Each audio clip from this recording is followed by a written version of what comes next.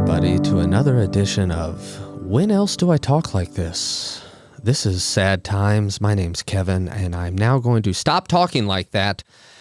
I'm your host. For those of you who have never listened to Sad Times before, welcome. Let me give you a little primer. Sad Times is a show where we have a guest on each week who is kind and generous with their time. They talk about any number of things.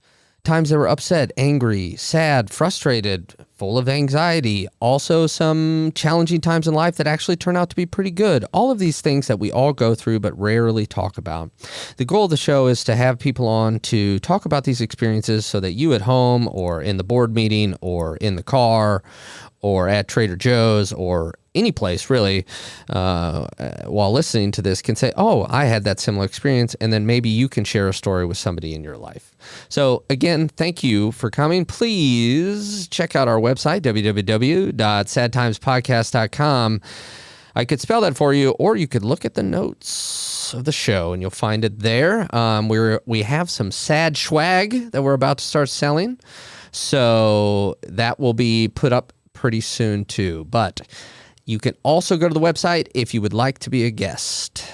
All right, let's get to this week's sponsor. Now, this is a sponsor. Everybody get ready. It's a sponsor that Brent found. So I think everybody who listens to this knows what that means. So the sponsor is the job description line when applying for a job, quote, other duties as assigned. Were you hired to work in a mailroom and all of a sudden you are filling a drink case 7 floors above you?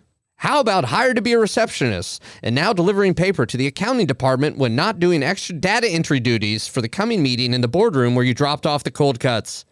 Don't say we didn't warn you. Other duties as assigned. Economy of scale. Hey, fuck you, working class. Wow, Brent, that's... All right, well, your angry sponsors continue. As always, we do want you to support our sponsors. Please support them. Use the code FAKE, that's FAKE, at checkout. All right, the bills are paid. I'm here with Brent and Wade, and now it's time to bring in our wonderful guest, my friend Laurel. Laurel, how are you doing? Hi, Kevin. First, I just want to ask when I'm going to get paid for this. The check didn't arrive? It hasn't yet, and I just want to make sure. That's weird because you couldn't have missed it. It was like a big publisher's clearinghouse check, like huge. Brent, you sent that, or wait, I think it was Wade that was supposed to send that. Wade, don't put your dunce cap back on, Wade.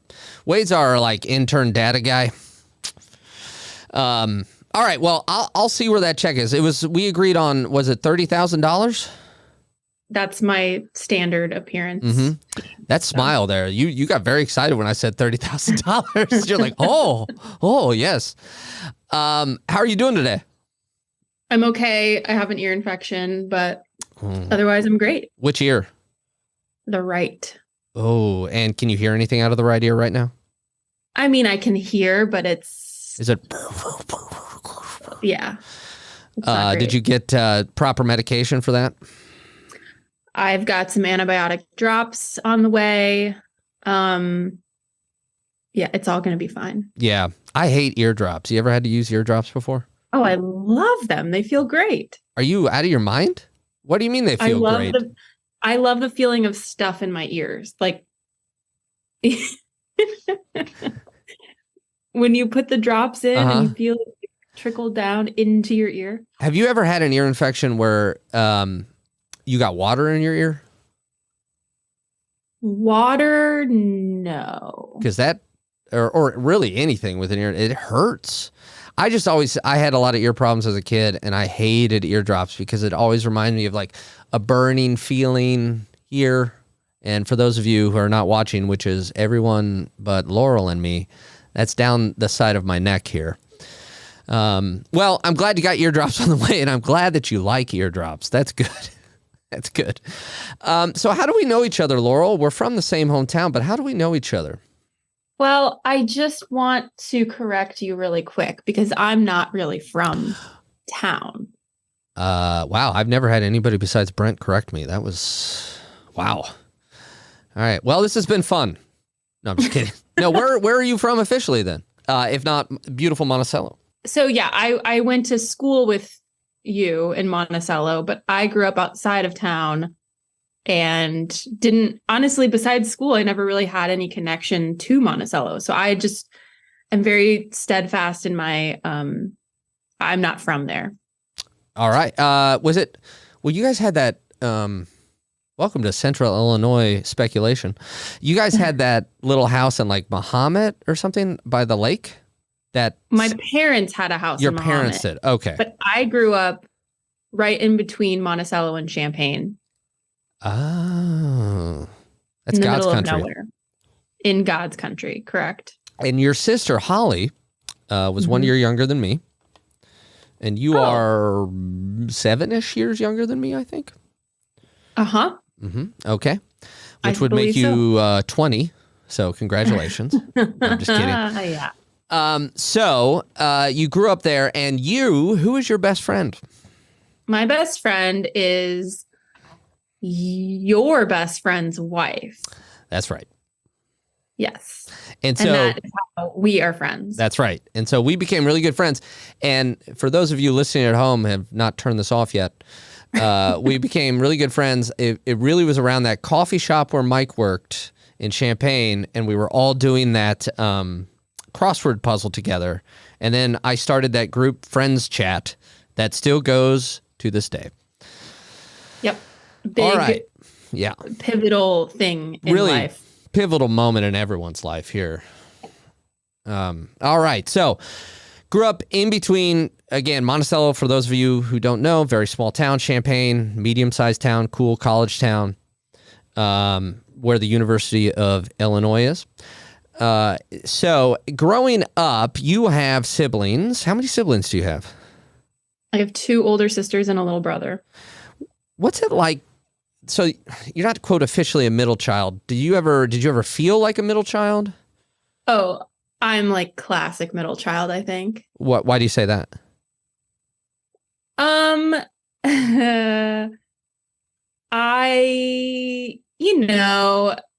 You're looked over. My parents have always been very much like, you'll be fine. You'll figure it out. We're not going to worry about you, which I appreciate because they trust me and they know that I can just like figure things out.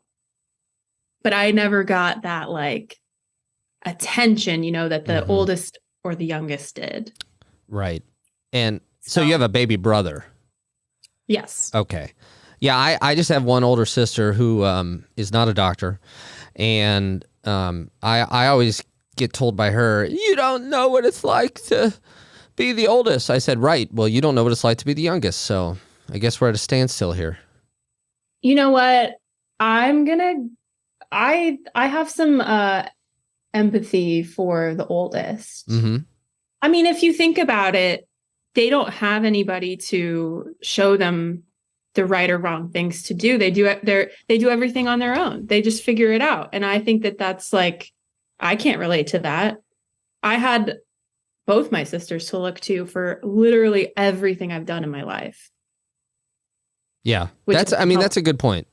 My sister doesn't actually speak that way, by the way, but yeah. And plus it's like it's almost like the oldest kids are the test kids for the parents almost. It's like, okay, this is our first kid and maybe we're going to be more strict with this one because we understand, oh, that doesn't really work. So it's like we try it on the oldest and then, the younger ones come along and they start a podcast about mental health. Exactly. So, yeah. So when I met you, Laurel, it was, again, in a group setting and you were kind of quiet. We didn't talk as much at first. And as I got to know you, I kind of understood that you were somebody who had a bit of the social anxiety. Is that something that you've always struggled with?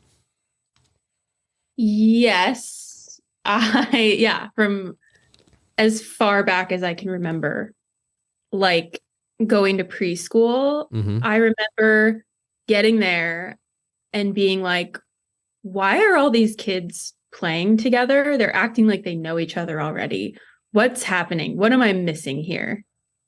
Like, I just always felt like everybody knows something I don't know. And I'm just going to observe them because I feel really weird about it. So would you like stand off in the corner and just kind of look at them? Yeah. And usually I think I just like find my own thing to do. Okay. Were you afraid at that point, even in preschool or at any point that you're going to do something wrong? Is that part of the anxiety, or is it more that you don't really understand the situation? The thing that freaked me out most was this easy familiarity people have with each other that I just don't have with people. And it like really puts me off if someone acts too familiar towards me before I feel like they know me. Cause I'm like, what makes you think you know me? Right. So I think I just thought about it a little too much. Yeah. Did you ever talk to anybody about that? Maybe your sisters, maybe your parents, your brother? Or was it just kind of something that you kind of struggled with yourself? I don't know that I ever spoke to anyone about it.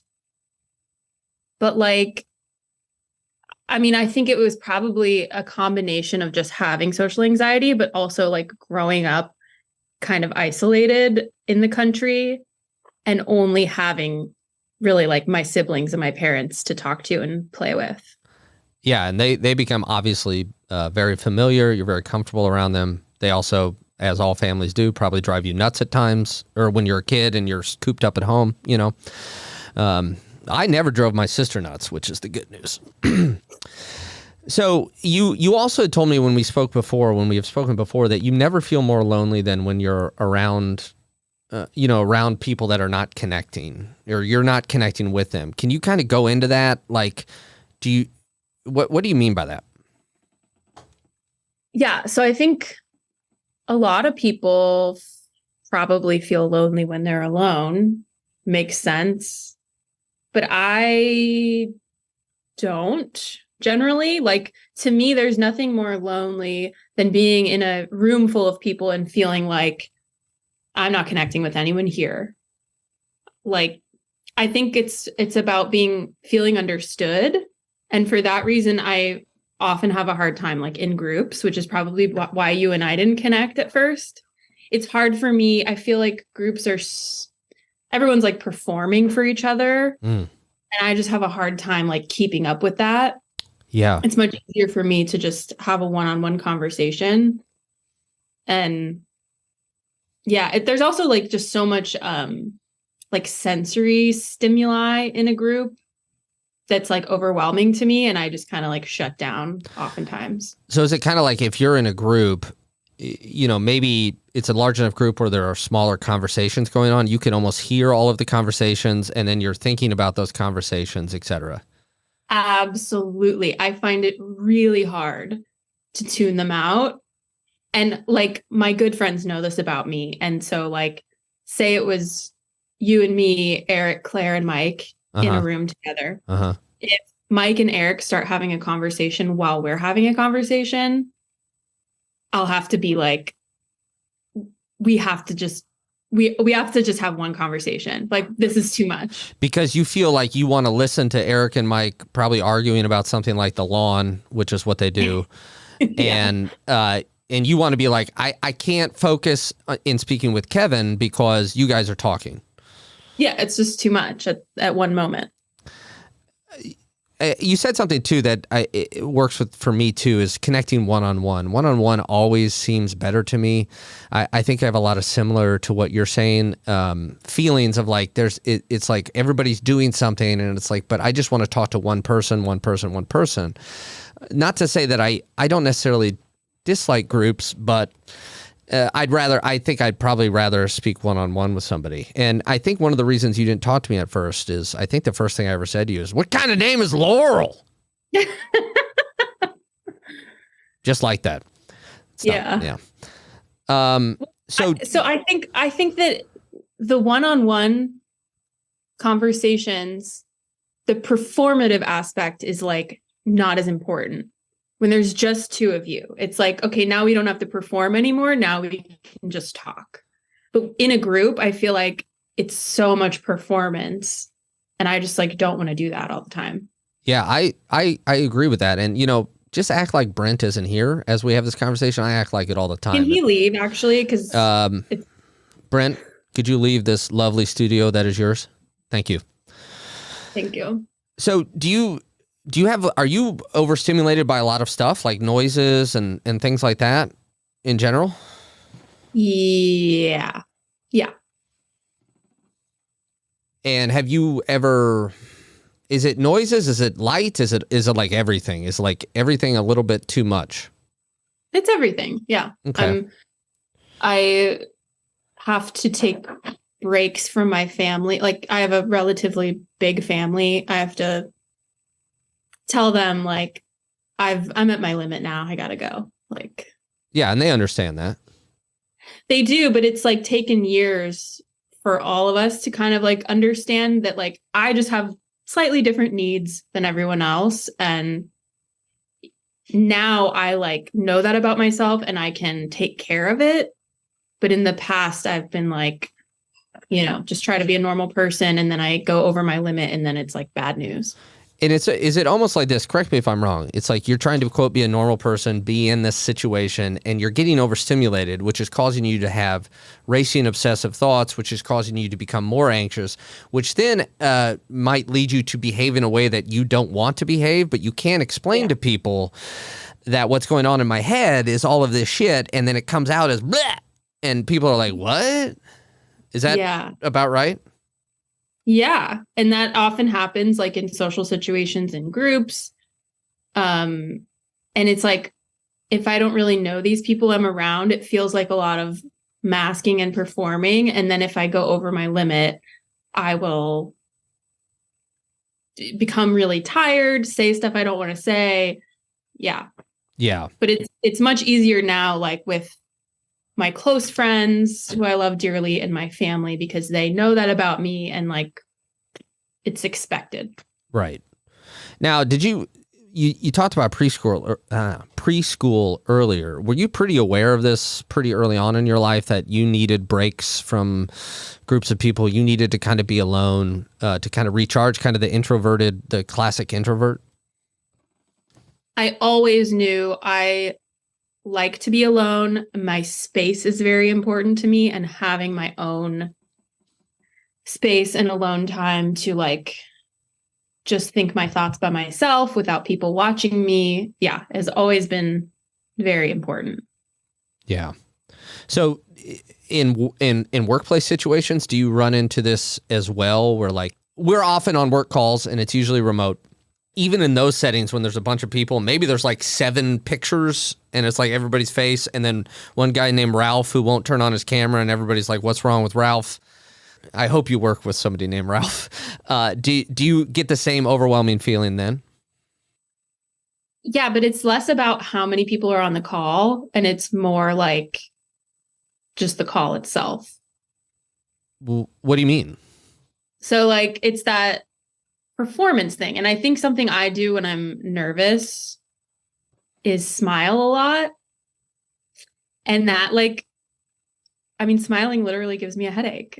Like it's just a lot. It feels like a lot of performing. Mm-hmm. And like after I get off of a work call, it doesn't matter how many people it was. It's like I feel physically tired and I have to like go tend to my tomatoes for a while in order to like feel normal again. Do you even feel when you're trying to connect with somebody, like you're like, oh, I really want to connect with you and have a conversation with you, you still get anxious with somebody, especially if it's somebody that maybe you don't know very well? Oh, yeah. And even when it's people that I do know, like it could be one of my close friends and it's still, it's that classic like introversion thing. Like I love people and I love connecting with them, but afterwards I have to like recharge. Yeah. Do you, what are some of the things that you're anxious about? Is it that, oh, I'm going to say the wrong thing? Or is it more about what you've been saying about, am I performing right? Are they performing? Like, are you kind of dissecting the whole interaction? Is that what makes you anxious, or is it something totally different? I think it's dissecting the whole, it's like anytime someone says something, I'm like, okay, but what does that mean? And like, just searching for more meaning than in what is face value, which like, is stupid because I expect people to take me. I don't know. It's a lot of things. It's like, did they really mean what they said? Did I say something stupid? Did I say something offensive? It's just, it's it's just overthinking all of it, really. Yeah, I totally get that. Do you find solace in, one of the reasons I like reading fiction is because it often takes you inside the head of people who are talking, whether it be first person or third person narrator. Do you find comfort in that because it kind of puts a window back inside of what people usually are thinking when they're having conversations? That's really interesting. Thank you. Yes. God, you're so insightful. Write that down, Brent. In your blood. But actually, I'm going to take it to a dumb place. Oh. Because I get a lot of comfort out of watching reality TV shows. Okay. For I think kind of that same reason. Like, I love watching these people play out all of these interpersonal relationships and seeing the conflict that arises and why. And usually it's because someone took something the wrong way, or, these people are reading into things too much when they shouldn't be. And I get to see it all as this, person on the outside who gets to see all of it. Makes me feel like God, and it's fun to like pick them apart and be armchair psychologist about them. And they're, an arm's length away. I don't actually have to know them. Doesn't matter what I think about them. I just get to watch their drama play out. That is so comforting to me. So I would lie if I didn't say I like some reality shows for sure. What are some of your favorites? I'm in a huge place of Housewives. I've never seen any of those, actually. You got to start with Roni if you're going to start. Roni means New York? Real Housewives of New York, yes. Okay, thank you. Mm-hmm. Eric knows all about it. You can talk to him about it. The old man watches that? Well, yeah, because I got Claire watching it. Oh. So he knows. Okay. Yeah, I'm a big Bravo head. Okay, but yeah. Do you watch anything on Netflix? Any of their horrible reality shows like Love is Blind? No, I think those are the worst, actually. Oh, those are the ones I like to watch. But I usually, at least 14 times an episode, talk about how much I hate the show, and then I just keep watching it. Yeah, I really hated Love is Blind. It felt very ableist to me. All right. So quick side story. When I first watched that show, the first episode, I didn't understand that they had to become engaged to see each other. Like, I didn't get that. And so after like one day when one dude starts proposing marriage, I was sitting there going, what is he doing? What is happening? The marriage industrial complex. Yeah, that doesn't feel real to me. Oh, yeah, it's not. I mean, but so the housewives feels more real to you? Like, what do they do? Just have dinner parties on that show? Yeah, it's a lot of dinners. It's a lot of events. It's a lot of just conversations about what one person said. But then you get the real juicy stuff, like people's marriages fall apart in front of your eyes. And it's like, you get to see these moments where it's like, this husband absolutely hates this woman. And then they're going to get divorced because I know what happens because this is in the past. Right. It's just those little subtle interactions are just, I was about to say, you look like you're about to do a chef's kiss, and then you did a chef's kiss. That was awesome. Did you? Yeah. All right. I promise I will check that out. Real Housewives of New York. And maybe they'll sponsor us one day. Did you find that your social anxiety had repercussions like with school in any way? Since obviously that's a very social activity for the most part. Did that happen? Oh, yeah. I've always been the kind of person who has one or two really good friends and I never really had like a large friend group. So if I think back all the way like back to early school, there's always like one really good friend that I had, and that changed over the years. But Yeah, recess was always a really stressful time for me. Just like figuring out where to go. I'm not a good mingler. I don't know where to go. I don't know who to talk to. I'm just like, I'll stand by the trees and just observe everybody. And if people would approach you, would that be okay? Like you could talk to them, or would you say, get away from me, I'm observing? No, it's I actually was just talking to my husband about this the other day. I like at parties in like college or whatever. Mm-hmm. I don't know how to mingle, so I find a place to sit or to stand where people can come to me. Yeah. And that is how I feel comfortable. And I've positioned my life now such that that's what I've created for myself here. I'm not expected to go anywhere now because I live in the middle of nowhere. And if people want to see me, they come to me now. Yeah. And it's incredible. And so you grew up in the middle of nowhere, but then for a while you lived in Champaign. And for a long time. Yeah. Yeah. How long did you live in Champaign? Like 10 years or something? I mean, yeah, pretty much from 18 to like 32. Okay. Yeah. And for a time, now you were talking earlier about, I need to sit alone with my thoughts. I need to think my thoughts. I need to have that quiet, etc. For a time, you lived above a bar. Oh boy. Yeah. Now, how long did you live above a bar? Almost 2 years, I think. Did you, and this is not a jokey question, like, did you feel that your mental health was being affected by that? Yeah, especially looking back, it's very, very clear to me that was not a healthy environment. It was really hard for me to realize that in the moment because I was going through, some stuff personally and my life was changing in a lot of ways. And I wasn't really aware of how much it was affecting me until actually, I think it was like one of the times that Claire came to visit. Your best friend. She said something like about how loud it was and how like it made her uncomfortable. And that's really when I started realizing like, oh, this isn't good for me. Like I have to do something about this. It really took like someone else's perspective of it to like make it clear to me that I had to get the hell out of there. And then that's when you bought your first house, right? Yes.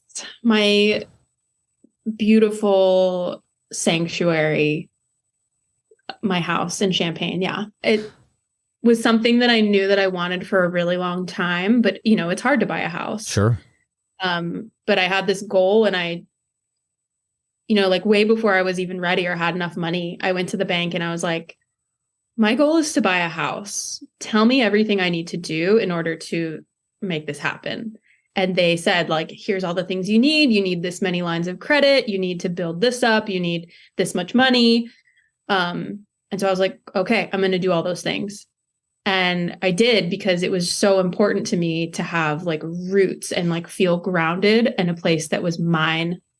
And that was like one of the best decisions I ever made. I have to give you kudos on that, man, because I myself am overwhelmed at buying like Cheerios. And to think that you went into a bank and said, hey, tell me what I need to do to buy a house. And then you did it. You followed up on it. You built up credit, whatever it is that you need to do. I don't know. I've never bought a house because I'm terrified of life. But that is, I think it's really commendable, I guess is what I'm saying.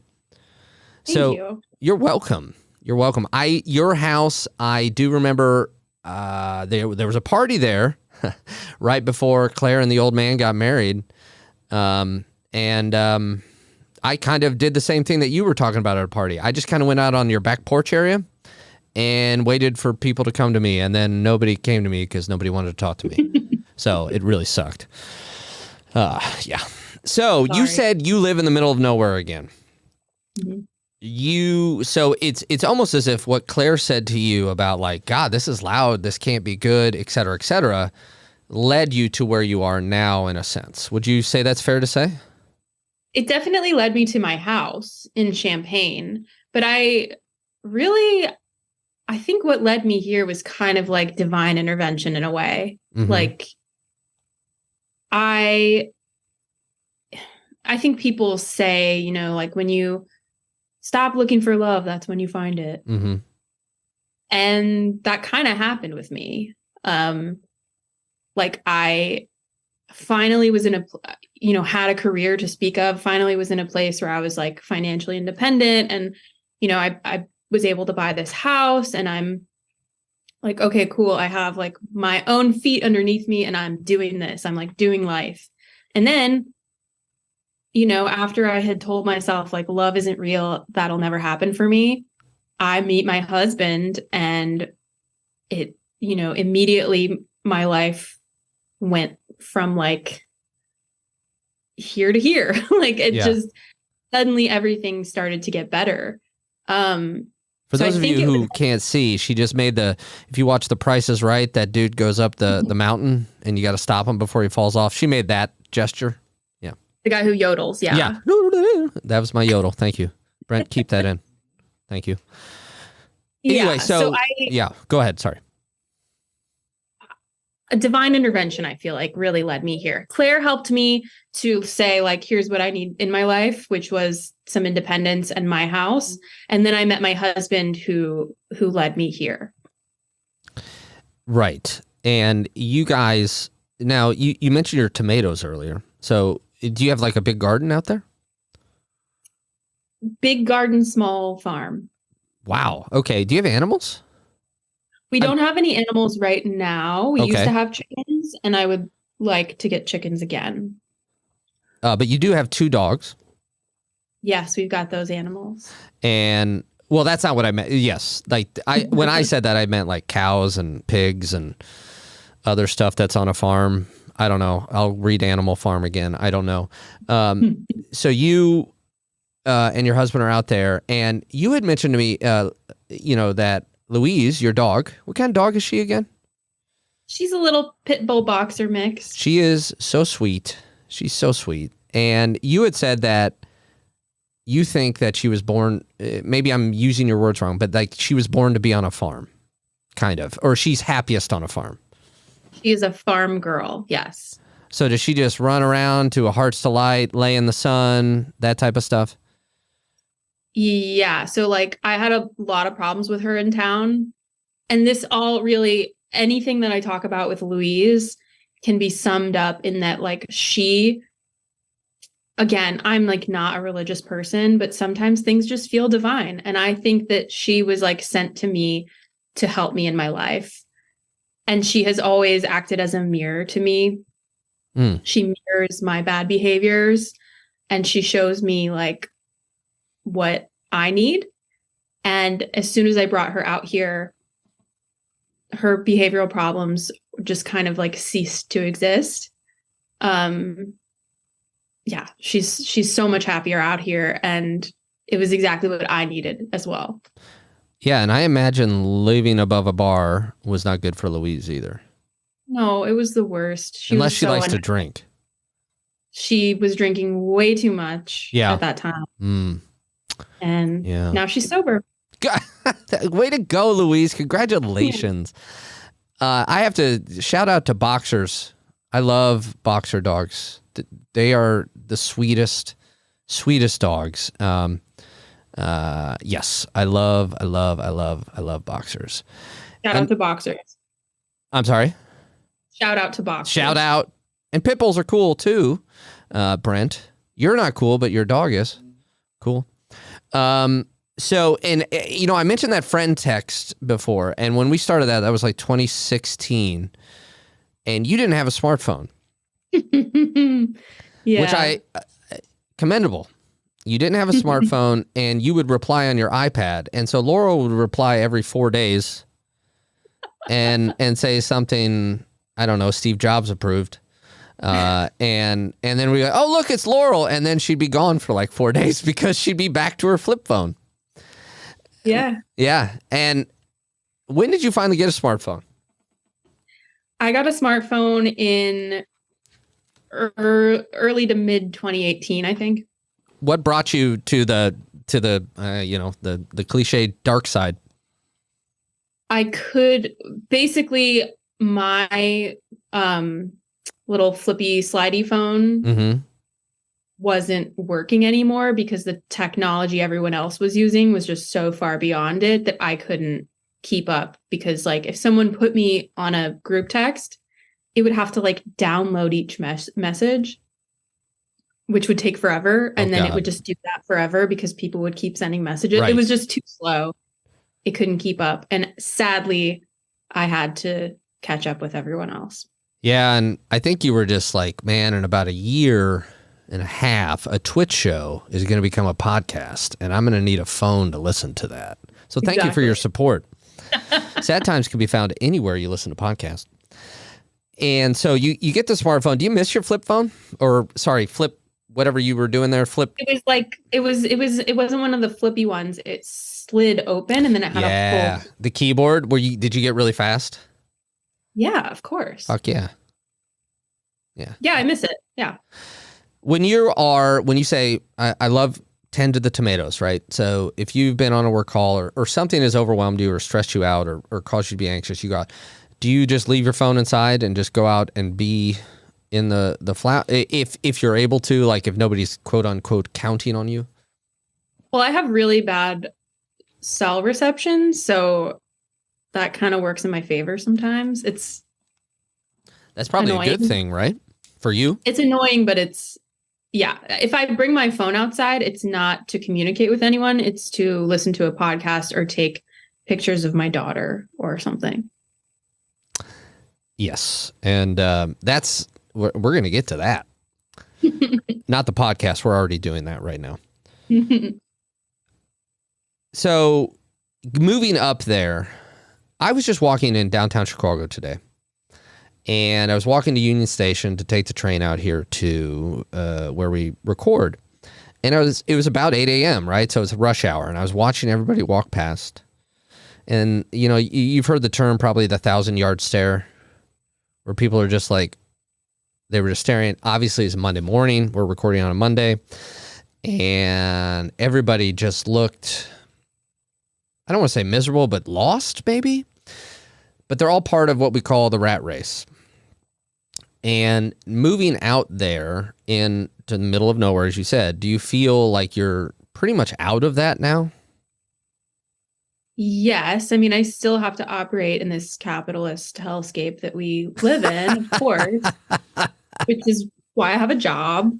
But I'm lucky that I get to work remotely and spend my time on my farm. And yeah, I feel pretty disconnected in a good way from the anxieties of modern life in a lot of ways. But then at the same time, it makes me also feel like, am I a coward for wanting to drop out of society? Like, I think about my privilege a lot as a person out here. Like, not everybody feels safe in small rural communities, people who don't perform gender the way that you're supposed to, or people who, not everyone feels comfortable out here. Right. So like, I think about that a lot. The fact that I'm able to feel comfortable out here, that gives me that like peace. Yeah. So that's a really good point and really good perspective.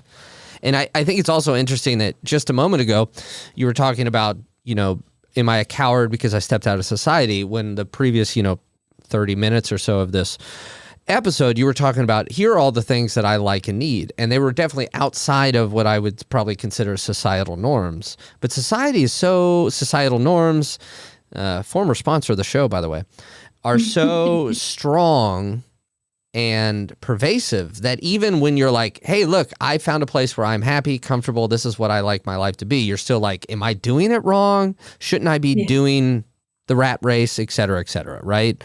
And that's something that I struggle with as well, feeling like, okay, I'm trying to do this podcast, I'm trying to do some other things around the mental health thing, and I'm like, but am I a loser? All that stuff. And it's just so interesting how deep into us that gets embedded when we're younger. Mhm. And I was with a friend of mine last night. And by the way, I've just become the guest on the show. Hey, Kevin. Hi, Kevin. And he was talking about an old sitcom about, I think it's called The Life and Times of Dobie Gillis. It used to be on Nick at Night. But Dobie Gillis had a good friend who was a beatnik, right? So this is late 50s, early 60s. I might have the timing wrong. He was a beatnik, and I guess the joke was every time Dobie Gillis's dad said, "Why don't you go work somewhere?" He'd be like, "What? Work?" Blah. And everybody probably at home laughed, like, "Oh, look at that beatnik. He doesn't want to work. What a loser." So what I'm saying is Dobie Gillis makes you feel guilty. All right. That was Kevin on Sad Times Podcast. Thanks for coming on, Kevin. Shut up, Kevin. All right, cool. Laurel. I think you're so right about that. Okay. Thank you. Brent, write that down. About just the fact that it's so embedded in us, the societal norms and everything. Yeah. Yeah. It's really something. And you don't, at least in my experience, you don't even realize that until you try to do something different. And so much of my anxiety, and I have plenty of it, has to do around those societal norms. Mm-hmm. It's really fascinating and troubling and makes me very sad. Okay. But that's why I think it's important for us to just do what we want to do and like challenge those norms. I couldn't agree more. And, you know, I bemoan technology a lot, but a lot of technology allows us to do that, i.e. you get to work remotely, i.e. I get to talk into a microphone and pretend like I'm, I don't know, who should I be? Casey Kasem? Sure, I'll be Casey Kasem. I love Casey Kasem. He was on Saved by the Bell. So you mentioned your daughter. Mm-hmm. And how old is your daughter? She's almost 6 months old. Wow, that is moving right along. Footloose and fancy free. Almost 6 months old. Okay, so we've had a lot of people come on here on Sad Times who are parents. Obviously, you know, a lot of people are parents, what with the human race and all. And before you, so were you and your husband, were you like really eager to have kids, or was it more of a, you know, like, were you guys hoping to have kids right away? I think our attitude about kids was, for us, it felt like a healthy one. We just got married in 2021. So, you know, we didn't wait that long before we ended up getting pregnant. Thank God you waited till you got married. I mean, Jesus Christ. I know, right? I was 33 and we were married, and I was just like, you know what? Do we want to have kids? Do we not? We talked about, we both would feel fulfilled and happy in a life without kids, and we were okay with that. But we also said, let's see what happens. Mm-hmm. And so we just decided to see what was going to happen. And then I immediately got pregnant. And it felt very much like this is supposed to happen. Again, I keep talking about like divinity, and I'm like, what is my deal? I don't know. It just, sometimes it feels like the universe does what it's going to do, and it just felt right. That has to be a comforting feeling, though. It's almost like, well, the Serenity Prayer, give me the faith to try to control the things I can and not the ones I can't. I'm really butchering that, by the way. And let me know the difference between, let me have the wisdom to know the difference between that. Let's make a shirt of that, Brent. My version of the Serenity Prayer. All right. Wade, get the printing press out. You'd wear that? All right. Yeah. Okay. So were you nervous about being a mom, like after you found out you were pregnant? Oh my God. I was so freaked out because, you know, I didn't have like a long journey of like always wanting to be a mother. It was something that I was like, you know, we'll see if it happens. And I just didn't expect it to happen so fast. So when I found out I was pregnant, I was like, what? What now? Like, me, a mom? Can I do this? Right. This is so scary. And how did you deal with that fear? Or was it just like, well, this is what it is, you know? Well, it really helped that my best friend was also pregnant. Mm. So that actually was a huge thing that like helped me through those early days. And my sister was also pregnant at the time. So I was just lucky to like have friends and family around me that I could talk to about it. By the way, your best friend's daughter, I believe, as we're recording today, turns 9 months today. That is so crazy. Isn't that crazy?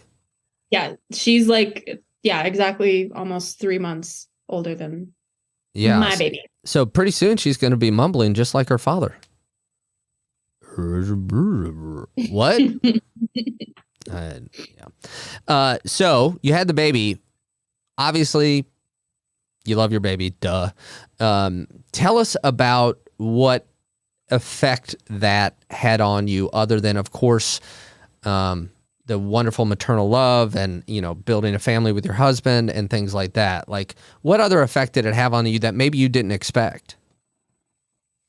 I didn't expect having her to ease my anxiety in a way. It feels now like I'm simply not that worried about a lot of stuff I was worried about before. I think a lot of people say things to that effect, but it's just all about her now. Mm-hmm. And like enjoying my time and not feeling like my brain is 10 steps ahead of me at all times. For the first time in my life, I feel like I can lay on a blanket and look at the trees and not be worried that I should be doing something else. Wow. Brent, we should adopt a kid. You could do it. Wow. Ooh. I know that, I believe that we spoke about this because I think that you had said that you were worried that you worry too much and that it will be too painful to feel that kind of love. And that's exactly what I 100% worry about as far as fathering a child. I also worry about passing my brain down to them, but I'm worried that it will be too overwhelming. I worry too much. The love will be too much, right?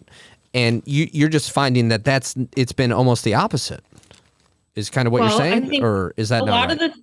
No, it is. I think a lot of the things that we're afraid of when we confront them and when we do them, we see, oh, I can do this. And then that makes you less afraid, at least for me. So like, I was afraid. My emotions are too big. I'm going to love this thing too much and it's going to be painful. But then now I have her and I do love her so much. And it makes me feel like I can handle anything. Not to mention that you carried a child in your body and gave birth, which is fucking incredible. Even if it happens every second of every day, it's still incredible. It's the craziest thing and the most normal thing at the same time. And I imagine, I always say that perspective is one of the most valuable things that we have in life, and it's rarely there when you need it. So did it shift your perspective? Oh, like hugely. Yeah. I mean, I just truly, this is all I care about at this moment. Like all I want to do, especially while she's so little. Yeah. She changes so much every day. All I want to do is make sure that I'm spending each day with her. And so what I've chosen to do is work from home and take care of my child at the same time. And that's something that I think a lot of people are like, whoa, like how and why? Mm-hmm. But it's just, that's my goal right now. And that's what I want to do. And so that's what I'm doing. And you said she's almost 6 months. Mm-hmm. Does she have a job? We've got her applied to be the next Gerber baby. Actually, I was going to enter that contest, but I missed the deadline. So no money. All right. So then it's to the salt mines with her. Yeah. Once she can walk, which we're getting. Man, you know, this generation, you got to walk to work. Whatever. So in you, I want to say how hopeful and refreshing, and it's so lovely to hear such positive things about being a new parent, because my perspective as not a parent and is that it would just be terrifying.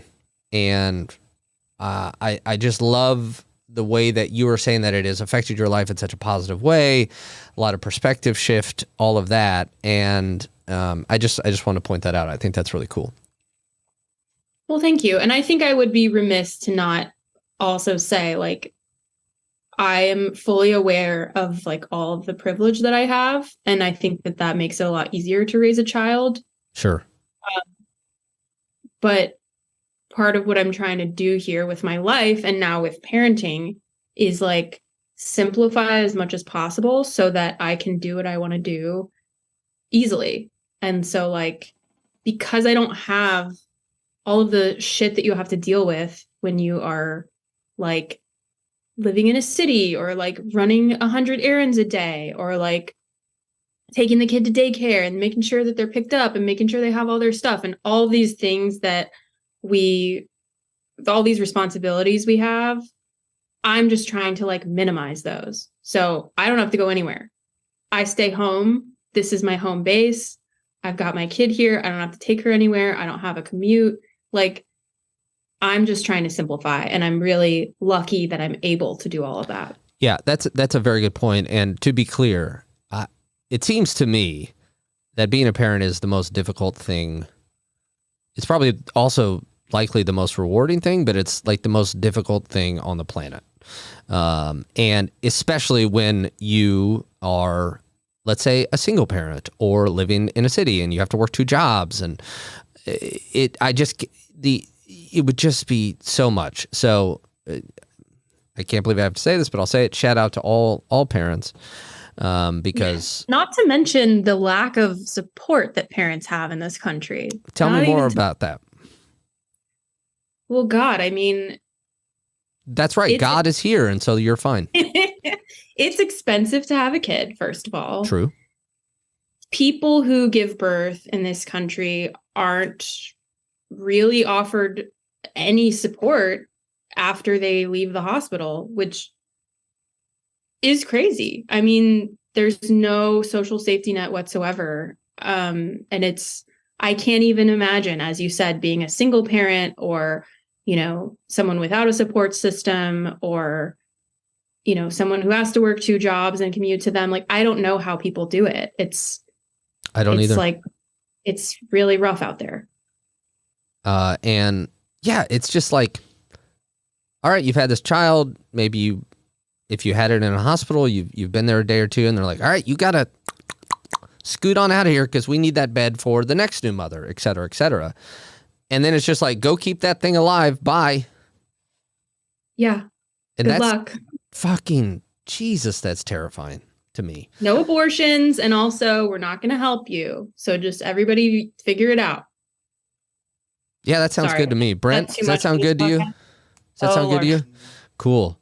Awesome. By the way, yeah, no, of course it's not too much. And, you know, behind you there, look, I agree with you as much as I can understand being 1, a male, and 2, not a parent. I agree that it seems that our society at this time doesn't seem to really give a fuck about parents. Yeah, that's just my thinking. Behind you, you have some framed stuff on the walls. And I believe one of those, I think, is something you drew. Is that right? I painted that. Painted. Oh, you're very good at pointing at it. It's very good.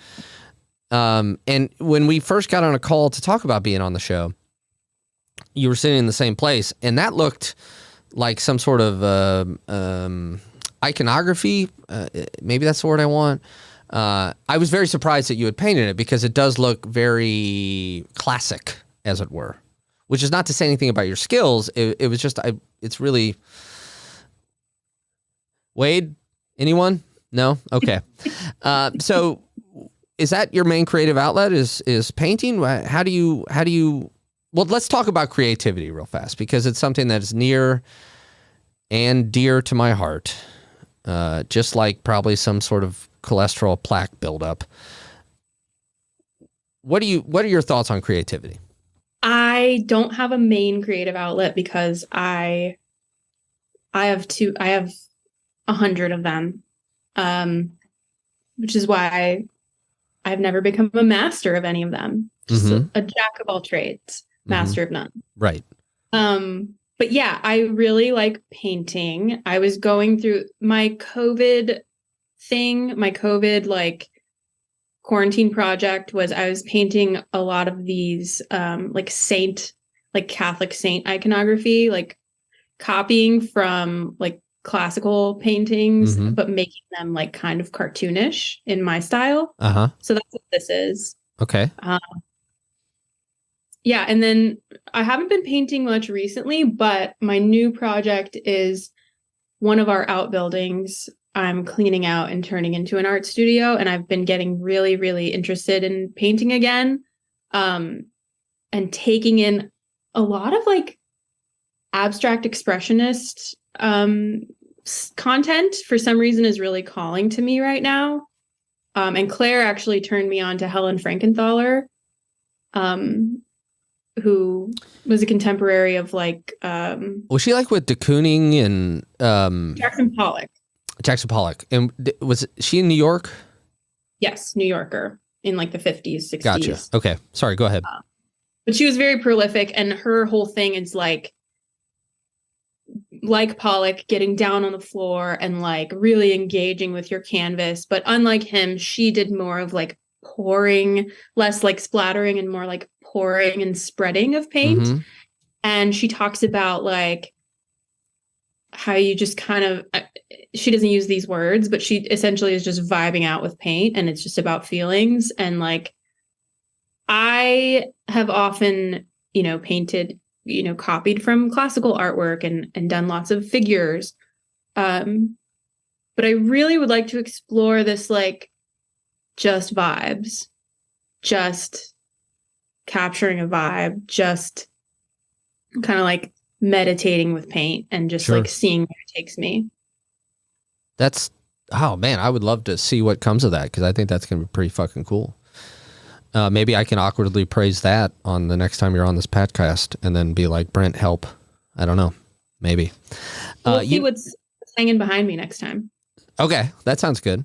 You know who is and I mean this sincerely, a fucking great painter?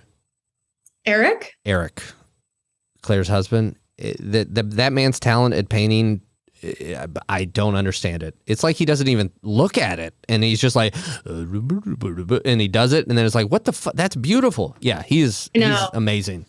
And then if you said that to him, he'd be like, oh, this old thing. Right. I know. Yeah. Oh man, he's very talented. So do you try to, something that I say, I think, again, another thing that you and I have agreed on, if I do something creative in a day, I feel like it's not a wasted day. Would you agree with that? Oh yeah. It's like, feels necessary for me the same way that like exercise keeps you healthy. Yes. Doing something creative keeps me feeling inspired, which makes me just want to keep living my life, Yeah, for sure. And I think a previous guest on the show, her name is Melissa, she said one of the most profound things I've ever heard, even though it's 1000% true, and it's art is legitimate work. Period. Yeah. End of sentence. Period. And I've said it many times, a couple times on the show. I give Brent a lot of shit, but he has this podcast studio that I'm in. He has an extremely wonderful and successful podcast called Hysteria 51 that is very funny, and he's inspired me to he didn't help me create the show. My friend Brock did, but he has really helped produce it. And he shows every day that art is legitimate work. And as you said, stepping outside of society's strictures and trying to do what you believe to be right. Let's all try to do that a little bit more. And I think that'll be really helpful. So for me, at least, that's creativity, So art is legitimate work. I need to say that often because it's so true.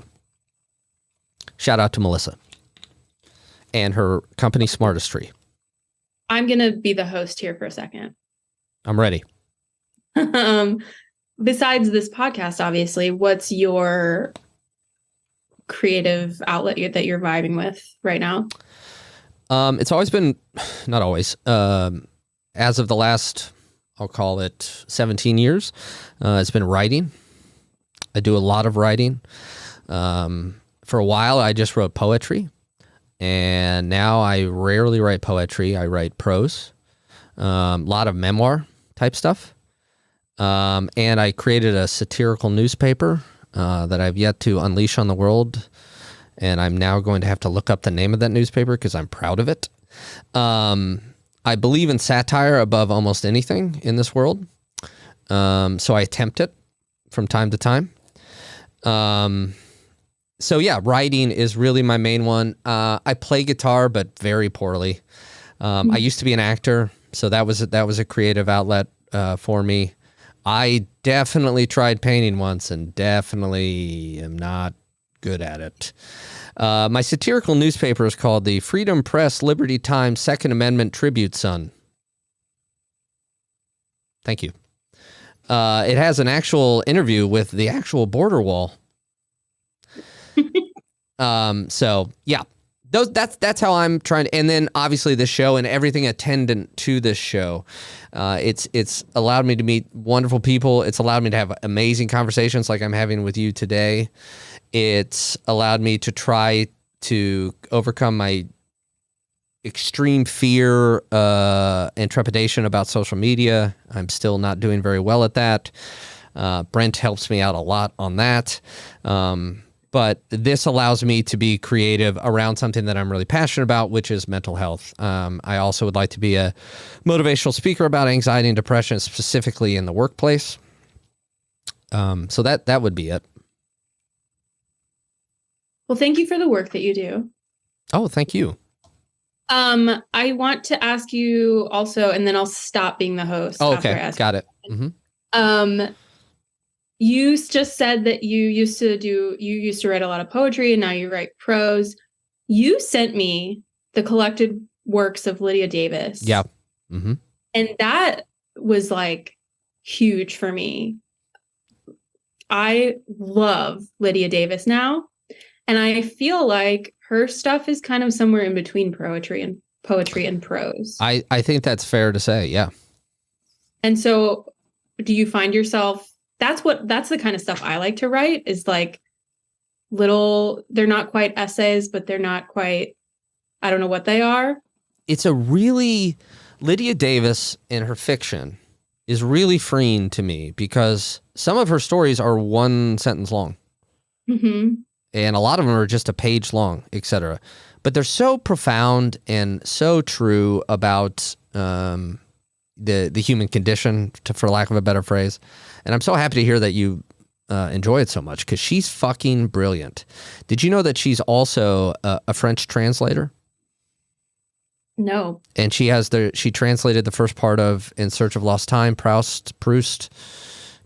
Sure, we'll say Proust. Wade.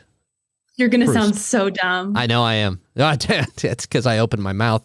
And then she also has translated Madame Bovary, the Flaubert book. And yeah, she's wonderful. Lydia Davis, thank you for bringing her up. Anybody who doesn't know, go look into, there's this little orange book called the Collected or Complete Stories of Lydia Davis, although she's released a short story collection since then. Brilliant, well worth it. I wish I could write things like that. I tend to have logorrhea. I tend to write too much, which is probably why I'm not good at social media. That and my horrifying fear of it. Any other questions? Hard to type with your thumbs. I'm sorry? It's hard to type with your thumbs. Yeah, I've gotten very good at typing on this little thing. I do a lot of writing in the little notes thing on my little iPhone here. Oof, I find it really, really hard I can't do it. Yeah, I've got, well, let's see, you got yours in 2018. I got mine in 2011. So I got 7 years on you. Wow. I guess. And I thought I was late to the game in 2011, like, because everybody else. And I remember this guy I worked with named Phil, really good guy. He when I told him I got an iPhone, he goes, "Welcome to never looking up again." I said, "Oh, okay, that's about right." Any other questions from the host? No, I'm so sorry for taking over like that. Don't you dare apologize, Brent. Don't give her any of the host money. That all Just goes cut to me. that whole thing out. No.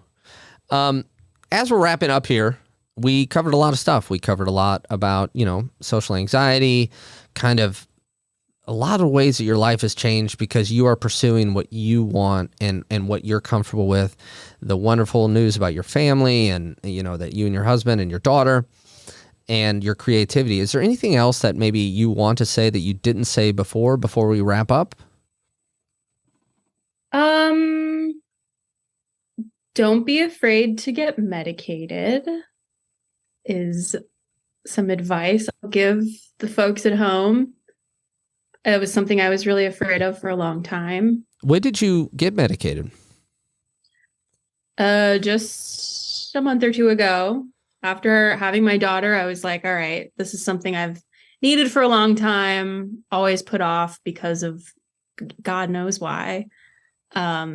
Stigma? Maybe I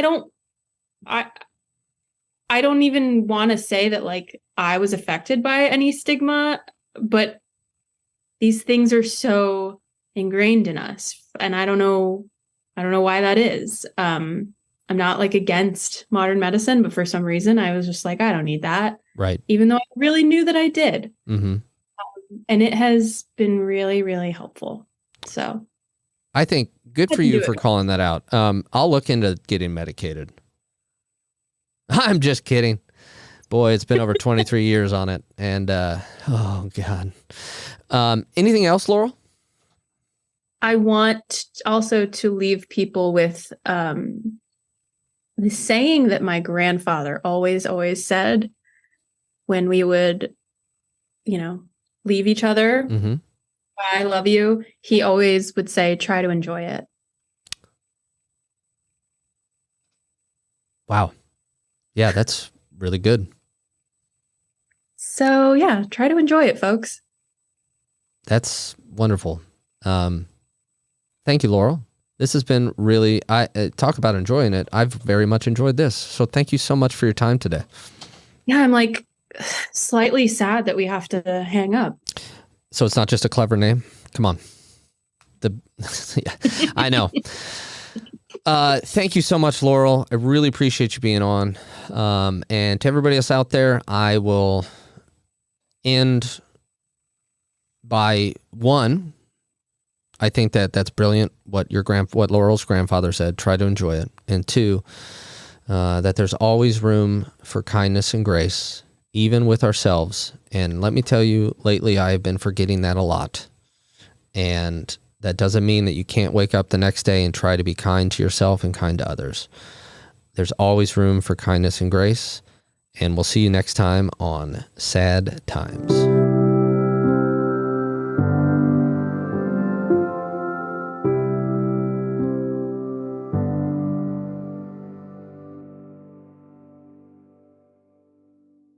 You've been listening to A Fourth Hand Joint.